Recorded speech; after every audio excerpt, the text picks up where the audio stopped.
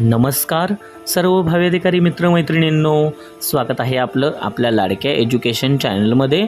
KBS MPSC UPSC academy coaching centre कोकरोड राजमार्ग यशाचा तलाठी भरती असेल, कोतवाल भरती असेल, जिल्हा परिषद भरती तसेच नगर परिषद भरती व सर्व सरळ सेवा व राज्य लोकसेवा आयोगाच्या सर्व परीक्षांसाठी नाशिक जिल्हा अतिशय उपयुक्त आहे. याच नाशिक जिल्ह्याची संपूर्ण माहिती व प्रश्न पाहूया विश्लेषणसहित. पण व्हिडिओला सुरुवात करण्याआधी तुम्ही जर आपल्या चॅनलवरती नवीन असाल तर प्लीज आपल्या चॅनलला लाईक, शेअर आणि सबस्क्राईब करा आणि नोटिफिकेशन बेलला क्लिक करा. जिल्हा परिषद भरती असेल, सरळ सेवा भरती असेल, कोतवाल भरती, नगर परिषद भरती सर्व स्पर्धा परीक्षांसाठी असं उपयुक्त असा जिल्हा म्हणजे नाशिक जिल्हा होय. आणि त्या नाशिक जिल्ह्याची आपण संपूर्ण माहिती या व्हिडिओमध्ये पाहणार आहोत. टू द पॉईंट आपण नाशिक जिल्हा बघायचा आहे, कारण जे सरळ सेवेच्या परीक्षा आहेत किंवा TCS IBPS ज्या परीक्षा घेत आहे त्याच्यामध्ये जिल्हा जे प्रश्न कोतवाल भरतीसाठी येत आहेत. आपण प्लेलिस्टमध्ये कोतवाल भरतीच्या सर्व प्रश्नपत्रिका विश्लेषणसहित पाहिलेल्या आहेत. त्याच्यामध्ये तुम्हाला प्रश्नांची लेवल आणि प्रश्न कशा पद्धतीचे येत आहेत हे तुम्हाला कळालं असेल. आणि त्याच पद्धतीनं आपण याच्यावरचे प्रश्न आणि नाशिक जिल्हा हे प्रॉपर माहिती आपण टू द पॉईंट व्यवस्थित पाहणार आहोत. नाशिक जिल्ह्याची संपूर्ण माहिती पाहून घ्या मित्रांनो. कोतवाल भरती तसेच सर्व जिल्हा परिषद भरतीसाठी अतिशय उपयुक्त आहे. चला तर मग व्हिडिओला सुरुवात करूया. ठीक आहे. नाशिक जिल्हा हा महाराष्ट्र राज्यातील जिल्हा आहे. आता इथं तुम्हाला स्थान कळत आहे. 2 नकाशे मी अपलोड केलेले आहेत. हा एक आहे आणि खाली एक आहे बघा. याच्यामध्ये तुम्हाला कळत असेल नाशिक जिल्हा महाराष्ट्राच्या कोणत्या दिशेत आहे? पूर्व आहे का पश्चिम आहे? दक्षिणेला आहे का उत्तरेला आहे? तर महाराष्ट्राच्या बरोबर पश्चिमेला. आणि जर तुम्हाला ऑप्शन आग्नेय, नैऋत्य, वायव्य आणि ईशान्य असेल तर तुम्हाला कोणत्या बाजूला आहे हे मला कमेंट बॉक्समध्ये सांगायचं आहे. ठीक आहे. आणि याच्यामध्ये नाशिक जिल्ह्याचे जे नाशिक जिल्हा जो आहे त्याच्या बाजूला कुठले जिल्हे लागलेले आहेत बघा? धुळे, जळगाव, औरंगाबाद, अहमदनगर, ठाणे आणि पालघर. मग तुम्हाला असा सुद्धा प्रश्न येऊ शकतो की नाशिक जिल्ह्याच्या बाजूला घड्याळाच्या दिशेने किती जिल्हे लागलेले आहेत किंवा कोणकोणते जिल्हे लागलेले आहेत किंवा खालीलपैकी कोणता जिल्हा हा नाशिक जिल्ह्याच्या सीमेला लागून नाही. ठीक आहे. हे महत्त्वाचं आहे मित्रांनो. ठीक आहे. आता चला पाहूया इन डिटेल माहिती. तर महाराष्ट्रामध्ये नाशिक विभागामध्ये नाशिक आहे. त्याच्यामध्ये मुख्यालय नाशिकच आहे. तालुके बघा, टोटल 15 तालुके आहेत. असाही एक प्रश्न कोतवाल भरतीला आला होता की त्या जिल्ह्याचे प्रॉपर तालुके विचारले होते. ठीक आहे. सो 15 तालुके आहेत. कोणकोणते आहेत? सटाणा आहे, ज्याला बागलाण आपण असं म्हणतो. दुसरा आहे तो सुरगाणा आहे. तिसरा मालेगाव, 4 देवळा, 5 पेठ, 6 दिंडोरी, 7 चांदवड, 8 नांदगाव, 9 नाशिक, 10 निफाड, 11 येवला, 12 इगतपुरी, 13 सिन्नर, 14 कळवण आणि 15 त्र्यंबकेश्वर. क्षेत्रफळ बघा, एकूण क्षेत्रफळ 15,350 चौरस किलोमीटर आहे मित्रांनो. ठीक आहे. लोकसंख्या 61,09,052 आहे. त्याच्यामध्ये लोकसंख्येची घनता 321.56. कोतवाल भरतीला हा सुद्धा प्रश्न विचारलेला आहे मित्रांनो. सो लोकसंख्येची घनता किती आहे? 321.56. शहरी लोकसंख्येची काही गरज नाही आहे. साक्षरता दर बघा मित्रांनो, 80.96% साक्षरता दर आहे. लिंग गुणोत्तर 989 आहे. प्रशासन बघा, याच्यामध्ये नाशिक जिल्ह्याचं प्रशासन आता सध्या प्रशासकीय जिल्हाधिकारी श्री गंगाधरण D जे IAS आहेत त्यांच्या हातात आहे. लोकसभा मतदारसंघ 3 आहेत, म्हणजे 3 लोकसभा मतदारसंघामध्ये यांचा काही भाग मोडतो. नाशिक, दिंडोरी आणि धुळे. विधानसभा मतदारसंघ हा सुद्धा कोतवाल भरतीला एका प्रश्न विचारून झालेला आहे मित्रांनो. किती त्या जिल्ह्यामध्ये किती विधानसभा मतदारसंघ आहेत? तर तुम्हाला नाशिकबद्दल विचारलं तर टोटल 14 विधानसभा मतदारसंघ आहेत. तुम्हाला नावं विचारणार नाहीत मित्रांनो. याचं तुम्हाला फक्त किती आहेत आणि किती नाही हेच विचारलं जाईल.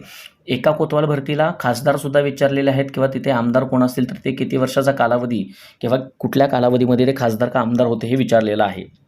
सो याच्यामध्ये नाशिकमध्ये हेमंत गोडसे आणि हरिश्चंद्र चव्हाण हे 2 खासदार होते. यांचा किंवा आत्ता आहेत त्यांचा कालावधी तुम्हाला काढायचा आहे. ठीक आहे. त्याच्यामध्ये बघा, पर्जन्यमान 2700 मिलीमीटरचा पाऊस पडतो, वार्षिक पर्जन्यमान आहे. आता काही आपल्याला फोटो बघायचे आहेत आणि तुम्हाला मी त्याची माहिती सांगणार आहे. हे विव्होळी येथे जैन मंदिर, प्रसिद्ध जैन मंदिर आहे नाशिक जिल्ह्यामध्ये. ते कुठे आहे असं विचारतील तर विव्होळीमध्ये आहे. ठीक आहे. त्याच्यानंतर बघा, हा तुम्हाला सगळ्यांना माहिती आहे, हा घाट आहे किंवा रामकुंड आहे. हे रामकुंड जिथं कुंभमेळा भरला जातो, दर 12 वर्षांनी कुंभमेळा भरतो. नाशिकमध्येही भरतो, तुम्हाला माहिती आहे. जिथं भरतो ते हे नाशिक ठिकाण, त्याच्यामध्ये हे रामकुंड. त्याच्यानंतर ह्या गुफा आहेत नाशिकमध्ये, गुफा लेणी आहेत. ठीक आहे. त्याच्यानंतर त्र्यंबकेश्वर मंदिर आहे बघा, हे महत्त्वाचं मंदिर आहे. सप्तशृंगी 3.5 शक्तिपीठापैकी एक शक्तिपीठ इथं आहे, तिचं हे मंदिर आहे. त्याच्यानंतर हे खाली तुम्हाला ह्याच्यामध्ये रांग दिसते बघा, ठीक आहे. तर हे सह्याद्रीच्या रांगा आहेत, ज्याच्यामध्ये तुम्हाला गडकिल्ले तसेच शिखरं आहेत. मांगीतुंगीसारखं शिखर आहे, ठीक आहे. नाशिक जिल्ह्यामधलं त्र्यंबकेश्वर एक शिखर आहे, त्याची उंची आपल्याला माहिती आहे. सप्तशृंगी आहे. सो जिल्ह्यांच्या ज्या आहेत अशा कडा आहेत मित्रांनो तिथं. त्याच्यानंतर गंगापूर डॅम आहे बघा, गंगापूर धरण आहे, जे पहिलं मातीचं धरण आहे नाशिक जिल्ह्यातलं. आपण माहिती पाहणारच आहोत, पण इथं तुम्ही अगोदर पिक्चर्स पाहून घ्या, म्हणजे तुमच्या डोक्यामध्ये ती माहिती राहील मित्रांनो. त्याच्यानंतर सोमेश्वर धबधबा आहे, ठीक आहे. आता आपण संपूर्ण माहिती नाशिकची पाहून घेऊया व्यवस्थित, ठीक आहे.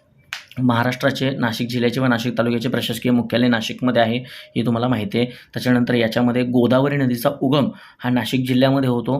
आता तुम्हाला प्रश्न येऊ शकतो की गोदावरीचा उगम नाशिक जिल्ह्यामध्ये कुठे होतो, तर त्र्यंबकेश्वरजवळ, ठीक आहे. त्याच्यानंतर नाशिक शहराच्या दक्षिणेला त्रिरश्मी आणि बौद्ध लेणी आहेत, उत्तरेला चांभार लेणी आहेत व रामशेज किल्ला आहे, आणि पश्चिमेला तुम्हाला त्र्यंबकेश्वर आहे, ठीक आहे. त्याच्या लोकेशनवर लक्षात ठेवा. नाशिक हा द्राक्षांसाठी आणि कांद्याच्या उत्पादनासाठी प्रसिद्ध आहे, त्यासोबतच वाईन निर्मितीसाठी सुद्धा प्रसिद्ध आहे. भारताची नापा व्हॅली म्हणून आता नाशिक नव्याने प्रसिद्ध होत आहे, आणि जास्त चान्सेस आहेत मित्रांनो कोतवाल भरतीसाठी हा प्रश्न येण्याचे की नाशिक शहराला कोणत्या नावानं ओळखलं जातं, तर नापा व्हॅली, ठीक आहे. आपण प्रश्नसुद्धा खाली बघितलेले आहेत, त्याच्यामध्ये तुम्हाला हे येऊन जाईल. जगातील सर्वात पहिले व मोठे मातीचे धरण नाशिक जिल्ह्यात कोणत्या ठिकाणी आहे, असा सुद्धा प्रश्न येऊ शकतो, तर ते गंगापूर इथं आहे मित्रांनो. यशवंतराव चव्हाण महाराष्ट्र मुक्त विद्यापीठ सुद्धा नाशिकमध्येच आहे. त्याच्यानंतर सिडको नावाचा शहराचा एक विभाग नवीन वसवलेला आहे, तो सुद्धा नाशिकमध्येच आहे, ठीक आहे. त्याच्यानंतर पंचवटी ही सुद्धा नाशिकचाच एक भाग आहे. अशी धार्मिक स्थळे सुद्धा आपल्या नाशिकमध्ये आढळतात, ठीक आहे. त्याच्यानंतर आता आपण पाहणार आहोत नाशिकची एक महत्त्वाची माहिती, म्हणजे नाशिक हे आंबेडकरी चळवळीचे प्रमुख केंद्र होतं, तुम्हाला माहिती आहे. याच्यामध्ये बाबासाहेब आंबेडकरांनी काळाराम मंदिर सत्याग्रहासाठी नाशिक हे शहर निवडलं होतं, आणि तिथेच बाबासाहेब आंबेडकरांनी हे महत्त्वाचं तुम्हाला माहिती आहे मंदिर प्रवेशासाठी निवडलेलं ठिकाण होतं, ठीक आहे. त्याच्यानंतर भारतातील 4 कुंभमेळ्यापैकी सिंहस्थ कुंभमेळ्याचे क्षेत्र हे नाशिक आहे. कुठला विचारतील ते सुद्धा इथंच आहे, ठीक आहे. परत त्याच्यानंतर इसवी सन 1200 सालच्या सुमारास खोदलेली त्रिरश्मी लेणी आहे. त्याच्यानंतर बौद्ध लेणी आहे, ती 1200च्या दरम्यानच, इसवी सन 1200च्या दरम्यानच खोदलेली आहेत मित्रांनो. भारतीय स्वातंत्र्य लढ्यात तुम्हाला माहिती आहे अनंत कान्हेरीने नाशिकचा ब्रिटिश कलेक्टर जॅक्सन याचा वध केला होता. तो स्वातंत्र्यवीर विनायक दामोदर सावरकर यांनी अभिनव भारत ही संस्था किंवा ही संघटना, जी क्रांतिकारी संघटना होती, ती नाशिकमध्ये स्थापन केली होती 1900ला, आणि 1904ला त्याचं मित्रमेळामध्ये नामांतरण केलं होतं. बाबाराव सावरकर यांची त्यांना साथ मिळाली होती. अनंत लक्ष्मण कान्हेरे यांनी ब्रिटिश कलेक्टर जॅक्सनचा वध केला होता. 12 ज्योतिर्लिंगापैकी एक असलेले त्र्यंबकेश्वर हे नाशिकमध्येच आहे. भारतीय चित्रपटसृष्टीचे जनक मानलेले दादासाहेब फाळकेसुद्धा यांचं हे जन्मगाव आहे. तुम्हाला जसं मी सांगितलं, अस्पृश्यांना काळाराम मंदिरात प्रवेश मिळावा म्हणून डॉक्टर बाबासाहेब आंबेडकरांनी सुद्धा इथूनच सुरुवात केली होती, ठीक आहे. त्याच्यानंतर धार्मिक स्थळं व पर्यटन आपल्याला पाहायचं आहे. अंजनेरी हे हनुमानाचं जन्मस्थान आहे, नाशिकपासून 20 किलोमीटर अंतरावर. त्याच्यानंतर अभिनव भारत मंदिर आहे तिळभांडेश्वर गल्लीमध्ये. 1857मध्ये आपल्याला माहिती आहे 1947 पर्यंतच्या भारतीय स्वातंत्र्य हुतात्म्यांना श्रद्धांजली म्हणून स्वातंत्र्यवीर सावरकर यांनी या इमारतीची स्थापना केली होती, ठीक आहे. त्याच्यानंतर आग्रा टाकळी समर्थ रामदासांनी स्थापन केलेले मारुती आहे. समर्थांचे 12 वर्षे वास्तव्य होतं इथं, ठीक आहे. त्याच्यानंतर इच्छामणी गणपती मंदिर आहे. अंजनीचा सुता ते गाणं आहे बघा, अंजनीचा सुता तुला रामाचं वरदान. सो हनुमानाचं जे आपण म्हणतो 11 मारुती स्थापन केलं, त्याच्यामध्ये अंजनी एक आहे, ते नाशिकमध्ये इथं आहे, ठीक आहे. एकमुखी दत्त मंदिर गंगाघाट पंचवटी इथे आहे. त्याच्यानंतर कपालेश्वर मंदिर आहे, नंदी असलेले नसलेले शिवमंदिर आहे हे, ठीक आहे. कपालेश्वर मंदिर. कळसुबाई शिखर हे देवीचे स्थान महाराष्ट्रातील सर्वात उंच शिखर हे 52 किलोमीटर अंतरावर आहे तिथून, जे अहमदनगरच्या बरोबर टोकावर पडतं, ठीक आहे. त्याच्यानंतर कालिका मंदिर आहे, नाशिकचं ग्रामदैवत. काळाराम मंदिर आहे, खंडोबाची टेकडी आहे, गंगाघाट आहे, चामर लेणी आहेत, ठीक आहे. त्र्यंबकेश्वर तुम्हाला माहिती आहे 12 ज्योतिर्लिंगापैकी एक आहे. त्याच्यानंतर नवशा गणपती मंदिर आहे. नाशिकपासूनच त्र्यंबकेश्वरजवळ नाणी संशोधन केंद्र आहे. नांदूर मधमेश्वर अभयारण्यसुद्धा नाशिकमध्ये आहे. आणि ही कशासाठी राखीव आहे हे तुम्ही मला कमेंट बॉक्समध्ये सांगायचं आहे मित्रांनो. निवृत्तीनाथ महाराजांची समाधीसुद्धा इथे आहे. ज्ञानेश्वरांचे मोठे बंधू निवृत्तीनाथ यांची समाधी हे स्थळ त्र्यंबकेश्वरच्या जवळ आहे. पांडव लेणीसुद्धा 1200 वर्षांची जुनी लेणी नाशिकच्या शहरातच आहेत. फाळके स्मारक आहे दादासाहेब फाळकेंचं, ठीक आहे. बाल येशू चर्च आहे, भक्तिधाम आहे, मुक्तिधाम आहे. त्याच्यानंतर रविवार कारंजा गणेशोत्सव मंडळ चांदीचा गणपती तिथे आहे. एवढं डिटेलमध्ये करायची गरज नाही मित्रांनो, फक्त तुमच्या कानावरती ही बातम्या जाऊ देत, ठीक आहे. हे शब्द जाऊ देत. त्यातले महत्त्वाचे जे आहेत त्याच्यावरती आपण प्रश्न घेतोय, तुम्हाला मी विचारतोय, ठीक आहे. रामकुंड गोदावरी नदीतील एक कुंड आहे जे कुंभमेळ्याच्या ही महत्त्वाचं आहे मित्रांनो, तुम्हाला मी अगोदरच सांगितलेलं आहे. रामशेज किल्ला आहे. विहोळी मंदिर जे आपण मगाशी आपण आता तो फोटो बघितला तेच मंदिर इथं आहे. त्याच्यानंतर बघा सप्तशृंगी देवीचं 3.5 शक्तिपीठापैकी एक अर्धपीठ इथं आहे. आता प्रसिद्ध व्यक्ती कुसुमाग्रज विष्णू वामन शिरवाडकर यांच्यावरती मी प्रश्न खाली दिलेला आहे, आपण प्रश्नसुद्धा पाहणार आहोत, ठीक आहे. त्याच्यानंतर दादासाहेब पोतनीस हे साहित्यकार आहेत. संगीतकार दत्तात्रय विष्णू पलुसकर आहेत. त्याच्यानंतर कवी गोविंद आहेत. त्याच्यानंतर वामनदादा कर्डक आहेत.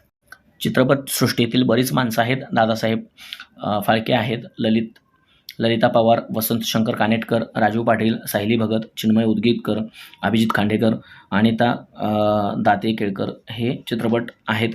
चित्रपटकार ज्याच्यामध्ये योगदान दिलेले आहेत ती लोक आहेत. स्वातंत्र्य सैनिक बघा विनायक दामोदर सावरकर आहेत, अनंत काणेरे आहेत, तात्या टोपे, माधवराव लिंबे, दिगंबर खोडके खोडदे, त्याच्यानंतर कृष्णाजी गोपाळ कर्वे, दादासाहेब गायकवाड, गोविंद हरी देशपांडे ही स्वातंत्र्य सैनिक नाशिकमध्ये होऊन गेलेले आहेत. आता प्रश्न पाहूया आपण महत्त्वाचं.